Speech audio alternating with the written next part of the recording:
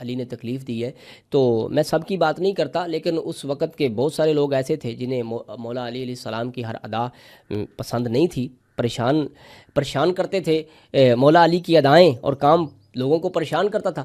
تو اس نے جو عمر بن شعاث یہ صحابی ہیں، انہوں نے کہا کہ میں جاؤں گا اور نبی پاک صلی اللہ علیہ وآلہ وسلم کو شکایت کروں گا، اور پھر آئے اور انہوں نے آ کے نبی پاک صلی اللہ علیہ وآلہ وسلم کو شکایت کی۔ آپ نے کیا کہا؟ آپ نے فرمایا عمر بن شعاث تو نے مجھے تکلیف دی ہے۔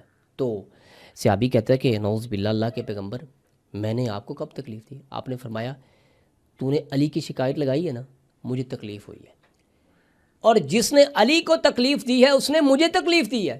4 روایات آپ کی خدمت میں پیش کر رہا ہوں۔ اب اس کی میں آپ کی خدمت میں تحکیم بھی پیش کر دیتا ہوں۔ بھائی کوئی یہ کہہ سکتا ہے نا بھی یہ تو روایات ٹھیک نہیں ہے، تو ہم کوشش یہ کر رہے ہیں کہ کوئی راستہ بھاگنے کا نہ رہے۔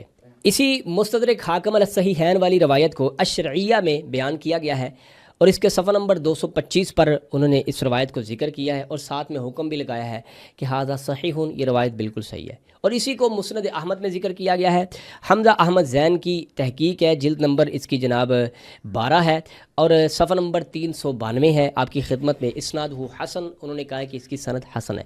اسی روایت کو مجمع الزوائد میں ذکر کیا گیا ہے، جلد نمبر 9 ہے، صفحہ نمبر 129 ہے، اور انہوں نے بھی لکھا ہے رجالہ ثقات، اس کے سارے راوی ثقہ ہے۔ لیں جی الحمدللہ، ہم نے اپنی ویڈیو کے 2 پارٹ مکمل کر دیے۔